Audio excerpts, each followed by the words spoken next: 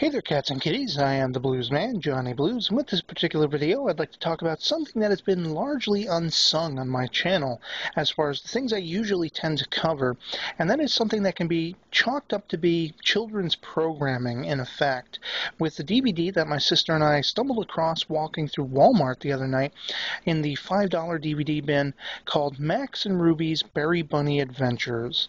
Now, this is something she largely picked up out of nostalgia, and hearing her recount her memories of the series and the children's books that it's based on, created by the author Rosemary Wells, it just reminded me of all of the things I used to like Nickelodeon-wise, because this is a Nickelodeon exclusive TV series, Nick Jr., I believe, for the, younger viewing audience and stuff like that.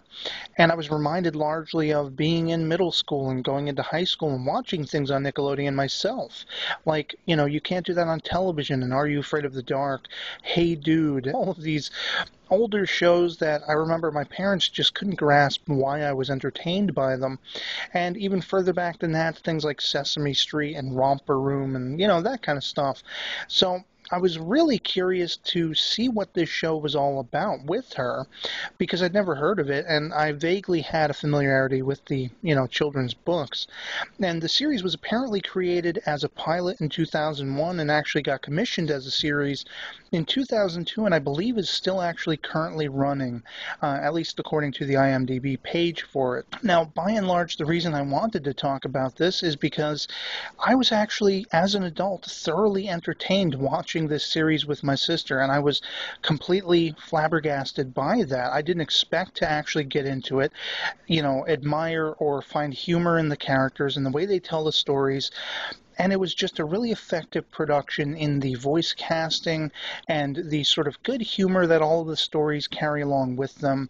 This particular DVD, Berry Bunny Adventures, collects 4 full episodes, and each of the 4 episodes contain 3 mini vignettes, 3 mini stories of their own. Everything from Grandma's Berry Patch, which has the 2 kids essentially going out and trying to pick berries for their grandma to make them a special treat later on in the afternoon. And of course, havoc ensues because the little brother, Max, he ends up wanting to steal all the berries and eat them all before they can get them back home again. And that's largely, the sort of process through each of the episodes. The little brother, Max, is always kind of getting in the way inadvertently, or creating some sort of scenario that's troublesome or meddlesome for his older sister Ruby. And it's about her kind of going through this learning process to understand that he's actually helping her more than he is hindering her.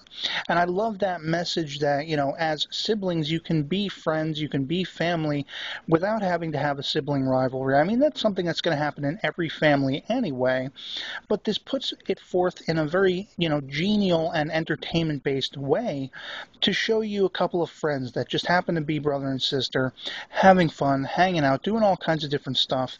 And it's just a very lighthearted series. It doesn't at any time speak down to the child viewer, and it doesn't, get mind-numbing like some children's programming does. As an adult, that was something I was very fearful going into wanting to watch this out of curiosity, was that that trope with kids' television on TV, some of it is very mind-numbing in the just incessant loud noises and the constantly talking down to the audience. And there is none of that with this particular production. It's just an entertaining, fun, and lively bunch of stories.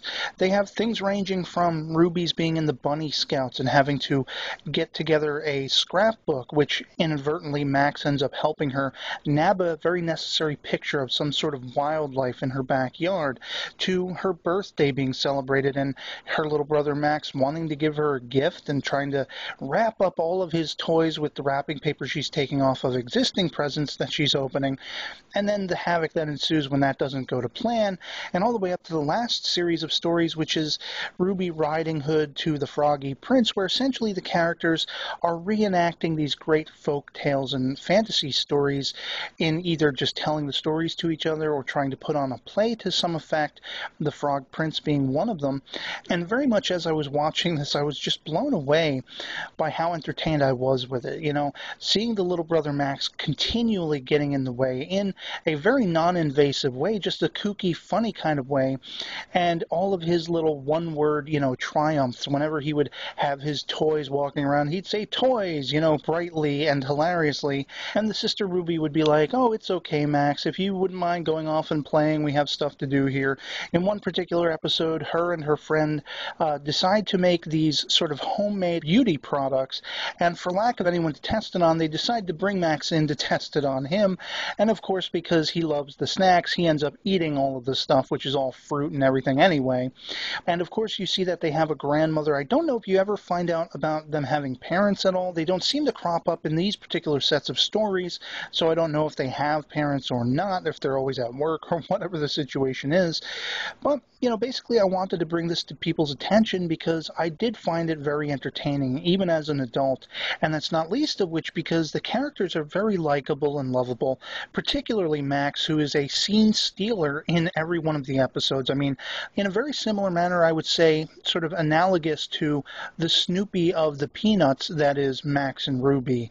He is perhaps not the one who's supposed to be focused on all the time, but he's the one that's going to garner the most attention, and he's just a very lovable, funny character. And so my hope was to share this with you guys and find out from any of my, particular viewers if you're familiar with this animated series, or if perhaps you have nostalgic memories of being read as a kid the books by Rosemary Wells and so on and so forth, because it is a very fun series, and I think it's something that, is in a world where reality TV is the primary thing when you have cable or television, whatever, this is one of those rare gems as far as being family-friendly entertainment, and not in an invasive or suggestive way. It's just very entertaining and fun. So that'll be pretty much it for me on this. I hope to hear from you guys in the comments below if you do remember Max and Ruby in any way, shape, or form. And otherwise, that'll be it for me on this. Hope you're all doing well, and I'll catch you all later. Peace.